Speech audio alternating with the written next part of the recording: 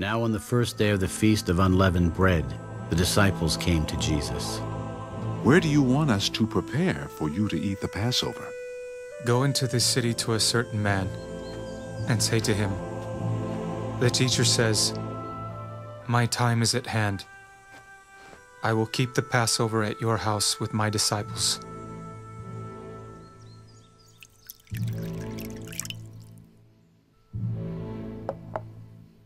So the disciples did as Jesus had directed them, and they prepared the Passover.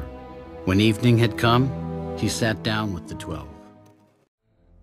Now on the first day of unleavened bread, when they killed the Passover lamb, his disciples said to him, "Where do you want us to go and prepare, that you may eat the Passover?"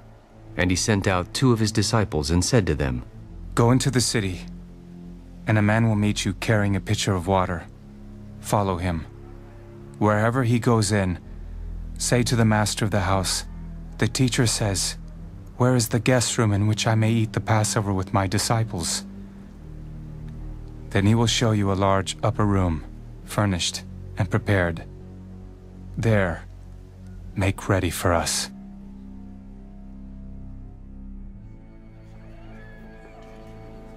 So his disciples went out and came into the city and found it just as he had said to them, and they prepared the Passover. In the evening he came with the 12. Then came the day of unleavened bread, when the Passover must be killed. And he sent Peter and John. Go and prepare the Passover for us, that we may eat. "Where do you want us to prepare?" Behold, when you have entered the city, a man will meet you carrying a pitcher of water. Follow him into the house which he enters.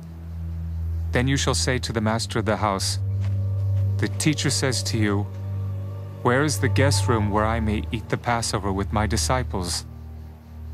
Then he will show you a large, furnished upper room. There, make ready." So they went and found it just as he had said to them, and they prepared the Passover. When the hour had come, he sat down, and the 12 apostles with him. With fervent desire, I have desired to eat this Passover with you before I suffer. For I say to you, I will no longer eat of it until it is fulfilled in the kingdom of God." Then he took the cup and gave thanks.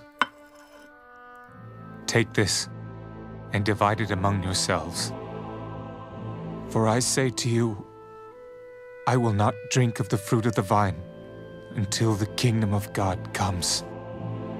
And he took bread, gave thanks and broke it, and gave it to them. "This is my body, which is given for you. Do this in remembrance of me." Likewise, he also took the cup after supper. "This cup is the new covenant in my blood, which is shed for you. But behold, the hand of my betrayer is with me on the table. And truly, the Son of Man goes as it has been determined.